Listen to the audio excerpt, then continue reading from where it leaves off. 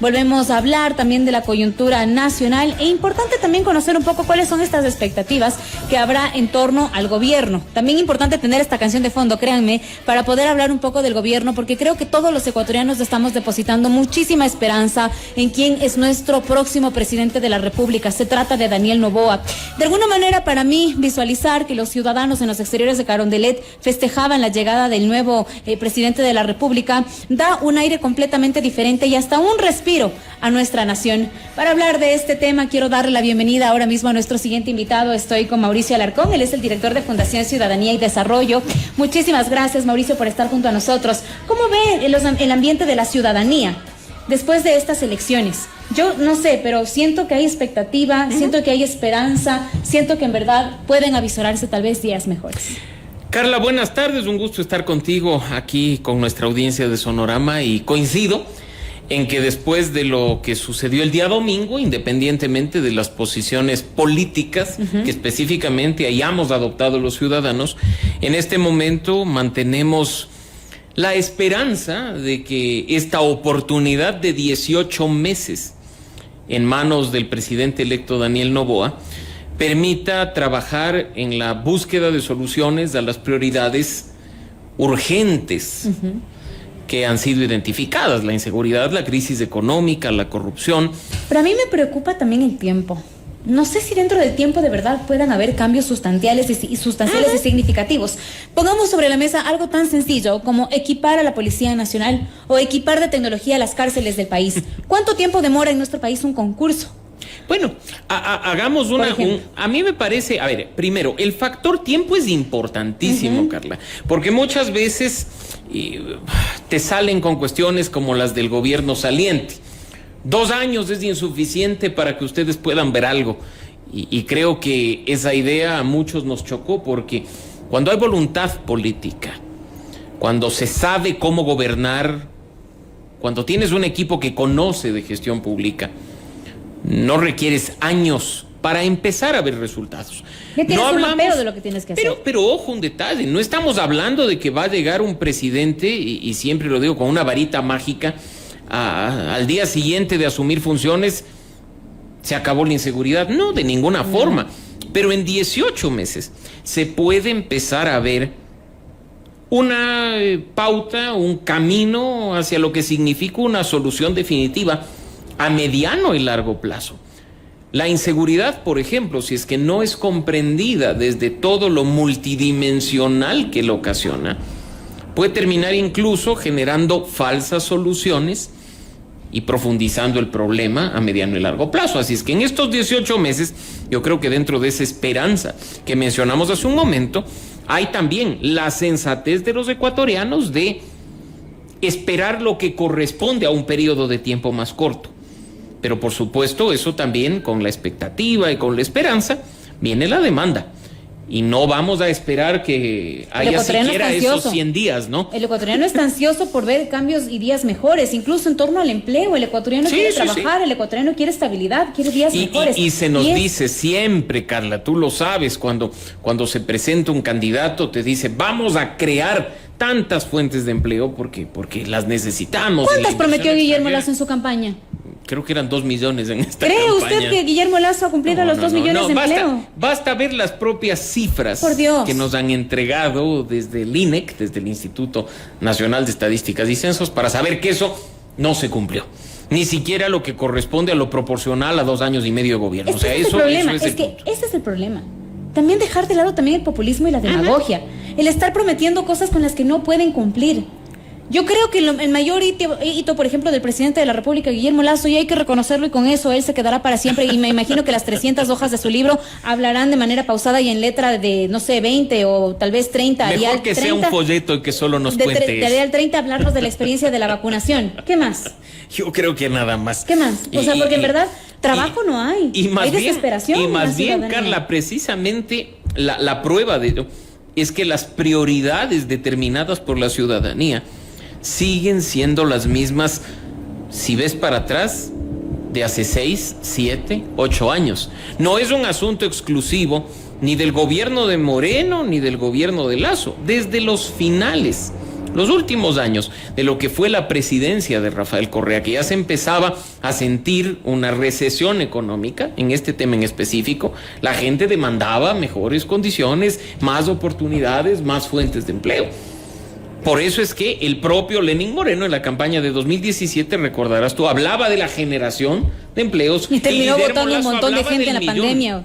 Un montón de gente en la pandemia con la ley humanitaria se quedó sin absolutamente nada. Y acuérdate que Lenín Moreno decía eso y Lazo salió en esa campaña con el 1.000.000 de empleos. Entonces, el tema de la generación de empleos y de oportunidades no es pues de 2022 y 2023. Como te comento, es un asunto que está identificado y puede ser visto por cualquier persona en redes sociales donde se publican las encuestas y los estudios de opinión de hace 6, 7, 8 años. Yo prefiero que Noboa sea honesto y que de alguna manera ni siquiera diga cuántas plazas de empleo podría dar. Es que el Porque rol de también un la ciudadanía gobierno se queda con esos números y dice, a ver, ¿se cumplió o no se cumplió? ¿O qué hay? Y más viene la adelante? decepción.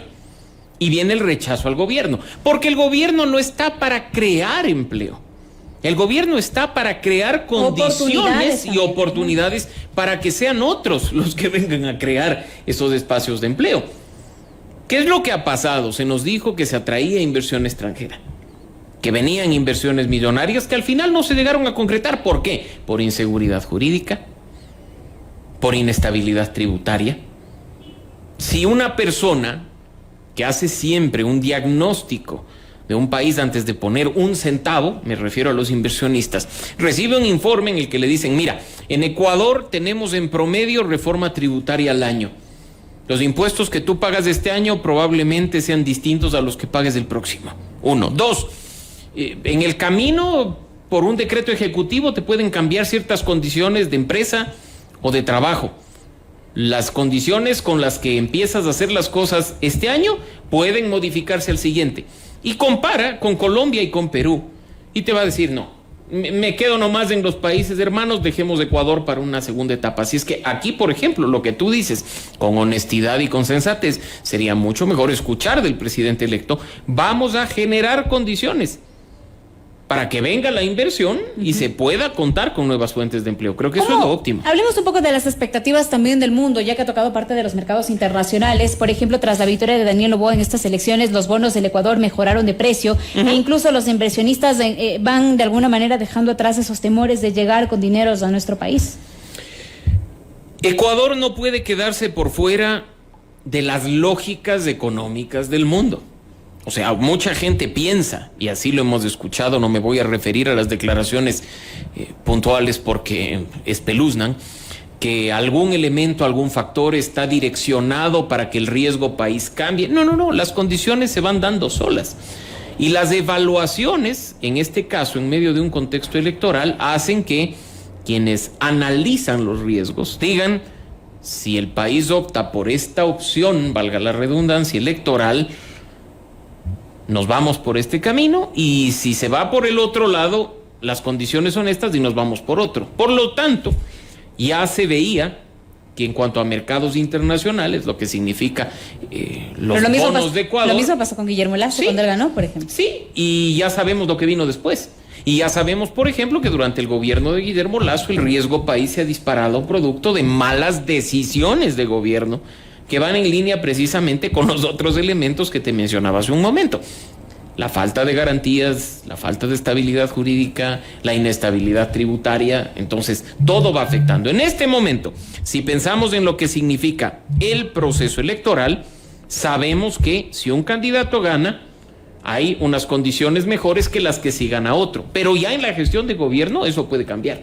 Así es que en ese sentido, por hoy, los mercados internacionales están en el escenario más favorable en función del triunfo de Daniel Noboa. Claro. Pero una vez que entre en funciones y empiece a gobernar, esto podría cambiar. Esperemos que no, porque no te olvides, Carla, que también lo que pasa con nuestra deuda, lo que pasa con nuestros bonos, la percepción de Ecuador en el mercado internacional nos afecta a todos los ecuatorianos, que somos los que terminamos pagando de manera directa los platos rotos. Y ya que hablamos también del tema de economía, ¿cómo cree usted que sea el día de hoy la reunión que van a mantener Daniel Noboa con Guillermo Lasso? ¿Será que Noboa en verdad conoce la realidad del país y que de alguna forma Guillermo Lasso le va a presentar, digamos, las cifras exactas de lo que está sucediendo con Ecuador? ¿Y por qué digo esto? ¿No? Puede ser una cuestión y para mí es en realidad una pregunta, porque yo veo que el presidente de la República vive una realidad completamente distinta a la que percibimos los ecuatorianos. Una burbuja. Entonces no sé qué realidad le va a presentar en estos momentos a Daniel Noboa, tomando en cuenta que se acercan varios aspectos importantísimos para la gestión pública.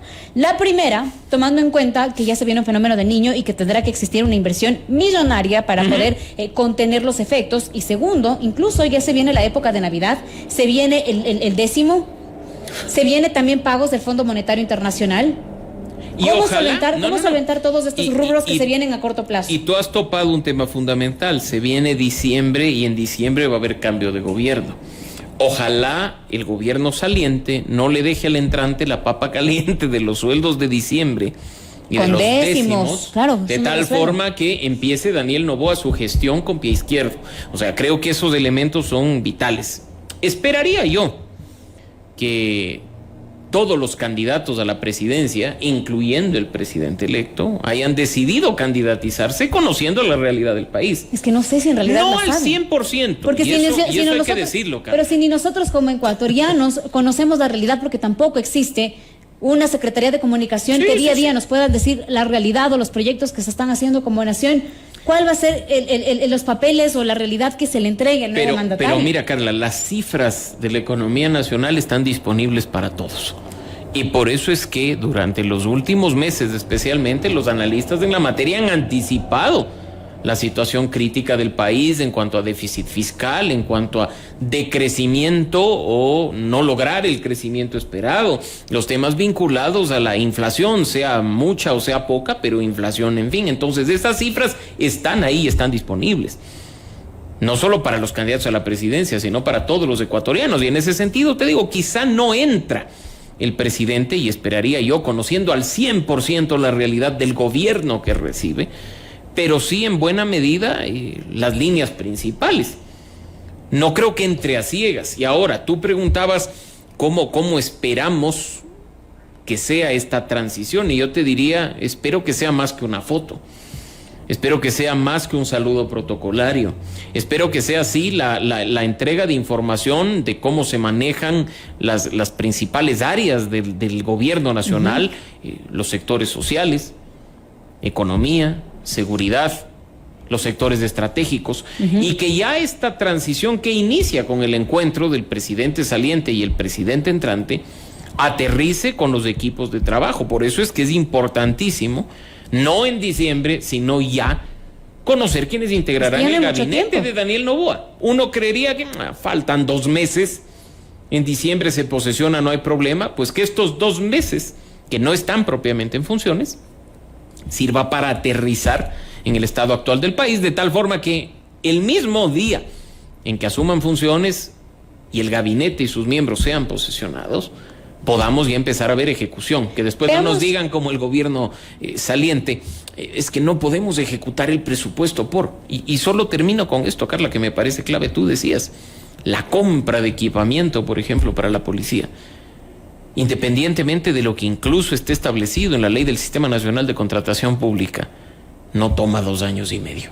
Lo que ha pasado con el gobierno saliente es una vergüenza que se justifica supuestamente en llevar los procesos con transparencia para la inoperancia de darle al país lo que el país espera, ejecución presupuestaria. Hablemos un poco sobre los primeros nombres que ha arrojado Daniel Noboa de quienes van a estar en su gobierno. Habla de Iván Wong Chang, quien será el ministro de Agricultura, Gabriela Summerfield en calidad de canciller de la República, Sonsoles García como la ministra de Producción, Iván Carminiani como el futuro secretario de Comunicación. ¿Cómo ven estos primeros 4 nombres que ya ha arrojado y hay expectativa? Bueno, yo creo sobre todo en el ámbito de la salud y en la parte de la materia de seguridad también. Creo que son 4 nombres que fueron lanzados durante la primera vuelta. En un canal de señal nacional, recordarás tú, en la entrevista a Daniel Noboa, son los 4 nombres que los lanzó antes incluso de estar peleando el paso a la segunda vuelta. Entonces esos nombres no han cambiado, se sabe que forman parte del equipo cercano y principal del presidente electo, pero en estas áreas en específico. Y las otras, yo creo que es momento de empezar ya a conocer quiénes estarán en el frente económico, a propósito de la situación económica del país, quiénes se harán cargo de los sectores estratégicos, a propósito de lo que está sucediendo con el petróleo, con la minería, por supuesto lo que tú dices, seguridad. Yo creo que ese nombre tiene que ser clave en realidad y que no exista, por ejemplo, si es que hacemos una comparación con la inestabilidad que hemos tenido en este gobierno o el hecho de poner, como escuchábamos hoy, no sé si tuve la oportunidad de escucharme antes de llegar, pero yo estaba hablando de las declaraciones de Diego Ordóñez. Se pone a criticar las acciones que tienen que realizar en las cárceles de nuestro país. Él, como ex secretario de Seguridad, ¿por qué no lo implementó? No, Carla. ¿Por qué hubo tanta inestabilidad? ¿Por qué se puso en ciertos puestos a gente que no estaba a prueba para los cargos? Y no solo eso, porque yo también te diría que espero que el secretario de Seguridad sea evaluado. Me refiero al cargo, que el secretario o la Secretaría Anticorrupción sea evaluada, porque muchas dependencias que fueron creadas durante el gobierno de Guillermo Lasso han demostrado ser inservibles. O sea, creo que acá, por ejemplo, dejemos de lado al antecesor, pero muchos nos preguntamos si el general Wagner Bravo existe, está despierto, trabaja. ¿Por qué no lo hemos visto? Porque yo solo sé que Moncayo dijo que él ya había hecho lo que tenía que hacer, que no sé qué hizo. Y no sabemos qué pasó después, ni qué tantas cosas. Entonces, hasta eso, dar nombres es una parte, pero evaluar la estructura del Estado es otra, porque uno creería que es lo que es, pero incluso parte de esa buena estrategia de gobierno es saber si mantienes los ministerios como están, si vas a hacer cambios, si vas a unir ministerios, separar ministerios, si vas a desaparecer secretarías o los cargos de las consejerías presidenciales. Eso también se tiene que saber, para que, como digo, el mismo día en que Daniel Noboa asume el poder, se le ponga la banda presidencial, llegue al Palacio y empiece a ejecutar. Por eso lo mencionaba hace un momento, y espero que tú coincidas conmigo, que para 18 meses de gobierno, esos 100 días de gracia que generalmente se le da al presidente entrante y a su equipo para que conozcan lo que está pasando, no existe en este momento. No existe, no hay ese chance, hay que trabajar desde el día uno. Efectivamente. Así es. Hablemos también un poco de otro tema que me llama la atención. ¿Qué expectativas hay en torno a la comunicación para que no se repita nuevamente lo que ha sucedido con anteriores gobiernos en donde la ciudadanía no tiene claro qué está sucediendo o existen comunicados después de que ya asesinaron a los principales sospechosos de un crimen? En línea con lo que tú decías, los nombres y los perfiles que se ha conocido, y creo que aquí hay que estar muy atentos, se ha dicho que Iván Carmignani ocuparía la Secretaría de Comunicación. ¿Quién es Iván Carmignani? Iván Carmignani es una persona que viene del sector privado, que trabajó de forma muy cercana al padre de Daniel Noboa. Estuvo como jefe de campaña. Trabajaba mucho temas de campaña, tiene estrategia política, pero viene del sector privado. No es lo mismo vender un producto que comunicar la gestión de gobierno.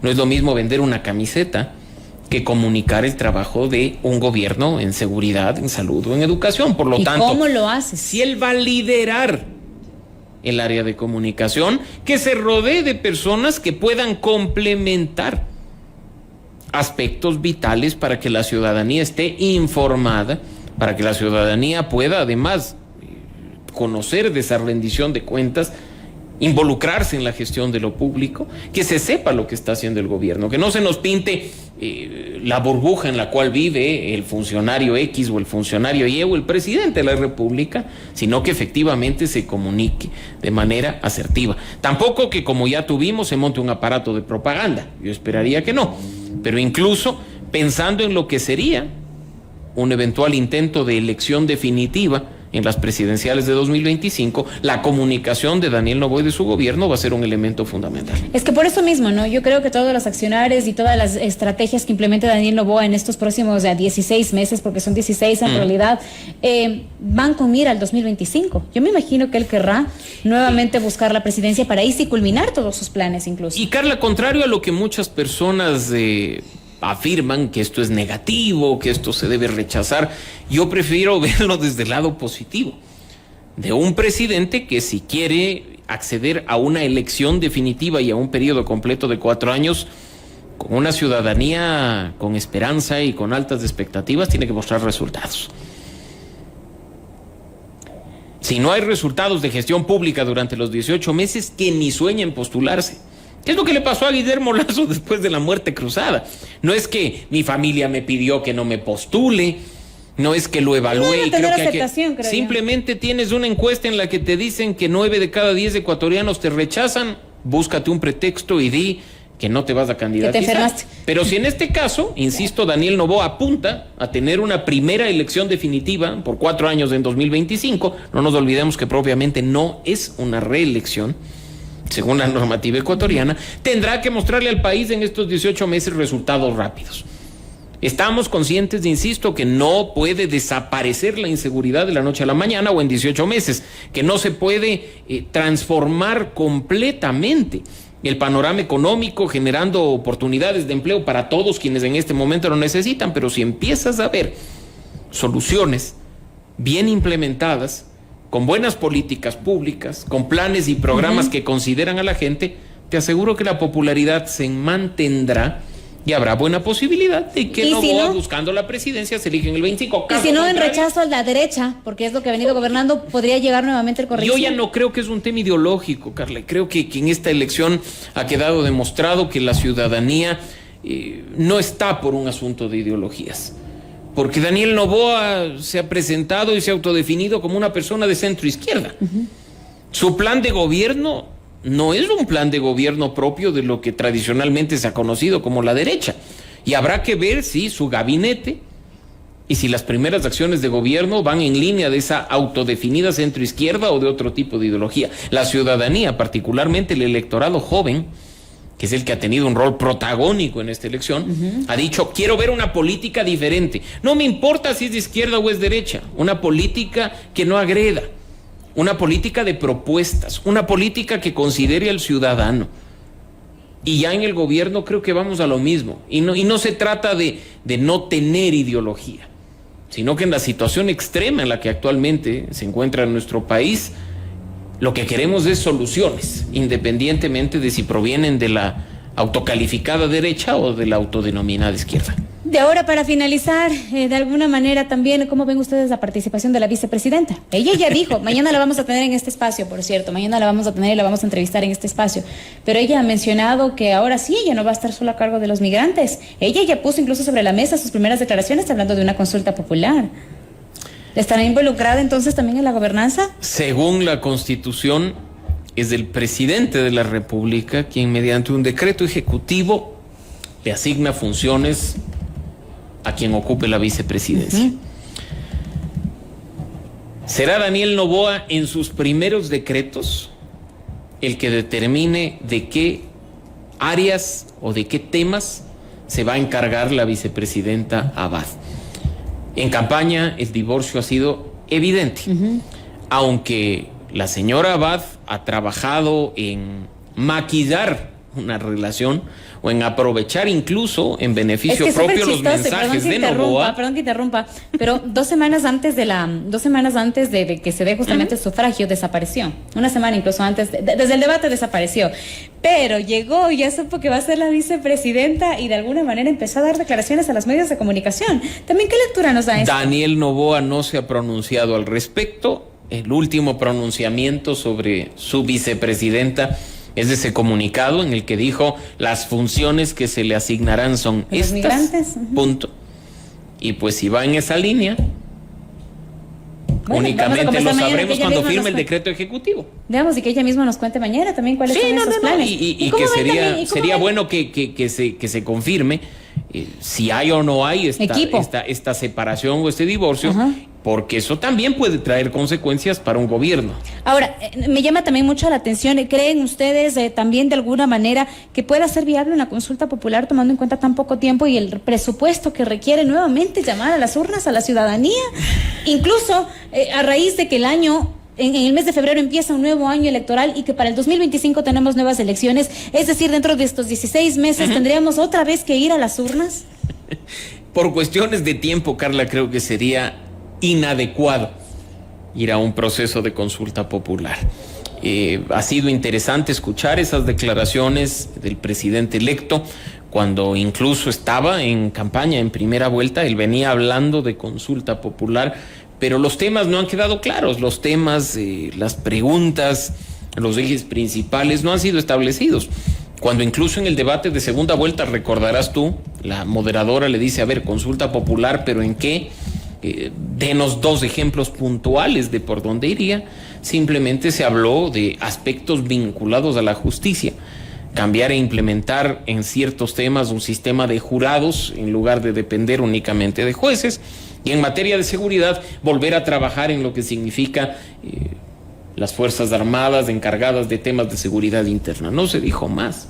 Entonces podría ser, y ya se ha escuchado entre ayer y hoy por parte de personas cercanas al entorno de Daniel Noboa, me refiero incluso a sus asambleístas electos, que antes de ir a una consulta popular intentarán llevar a cabo procesos de reforma por la vía del legislativo. Y creo que esto sería óptimo, claro. Y de nuevo, en línea con lo que significa la nueva Asamblea Nacional, yo también prefiero tener esperanza de que, a pesar de todo lo que ya se ha dicho y lo que se ha visto de periodos anteriores, tendremos por primera vez a 137 personas que piensen en función de país. Ojalá. Que quieran trabajar en beneficio de todos los ecuatorianos y no de sus intereses particulares. Pero eso va a estar difícil. O sea, miren, la bancada de Construye, incluso ya María Paula Romo ya ha dicho que ella no se va a sentar para nada con el correísmo. No hay que sentarse con nadie. No hay que sentarse con nadie. La Asamblea Nacional tiene en este momento proyectos de ley que están listos para ser votados. Proyectos de ley que están listos para segundo debate. No hay que sentarse con nadie. Hay que tomar decisiones. Y en el Pleno todos están sentados en el mismo espacio, divididos por bloques, sí, representando fuerzas políticas también. Pero los temas son los que están ahí y sobre ellos es que tienen que decidir. Y como ya lo ha dicho nuevamente el presidente electo, habrán proyectos ley de urgencia en materia económica que van a ser enviados y que no necesitan ser negociados de ninguna manera, que necesitan ser dialogados, consensuados, acordados de manera transparente, poniendo por delante siempre los intereses del país y no los intereses particulares de quienes representan las organizaciones políticas. ¿Cree usted que Daniel Noboa puede tener un poco de ventaja, tomando en cuenta que él fue también asambleísta y que salió de la muerte cruzada y que sabe un poco ya de la disfuncionalidad, de la división de las bancadas y de cómo llegar a cada una de ellas? Y yo creo que además Daniel Noboa no tiene en este momento tantas resistencias como otras personas hubieran tenido en el ejercicio del poder, o resistencias como las que tenía Guillermo Lasso y las tiene aún. De parte de Pachacutic, del correísmo. Creo que hay que esperar y ver. Y como digo, así como iniciamos este espacio, Carla, compartiendo ese sentimiento de esperanza, de que se puedan hacer bien las cosas, que este sentimiento no se quede únicamente en el Ejecutivo, sino también en el Legislativo, que al menos en lo que implica gestión de gobierno, legislar en beneficio del país, fiscalizar contra la corrupción y hacer que, como dijo Noboa en campaña, cuando la plata no se roba, alcanza para todo, podamos tener un gobierno distinto durante los próximos 18 meses. Termino con esto, Mauricio. ¿Cree usted también que Daniel Noboa pueda combatir al narco, al crimen organizado, que es lo que tanto le hizo daño también al gobierno de Guillermo Lasso? Si se rodea de las personas adecuadas dentro de un frente de seguridad, si considera la cooperación internacional en esta materia y si involucra a los ciudadanos en los procesos, creo que podría tener éxito. Si se cree autosuficiente, si no escucha la crítica y vive en una burbuja, podría repetirse la historia que hoy estamos viviendo con el gobierno saliente. Me quedo con eso, Mauricio, agradeciéndole muchísimo por su análisis en este espacio. Qué gusto conversar con usted. Siempre un gusto, Carla. Muchísimas gracias.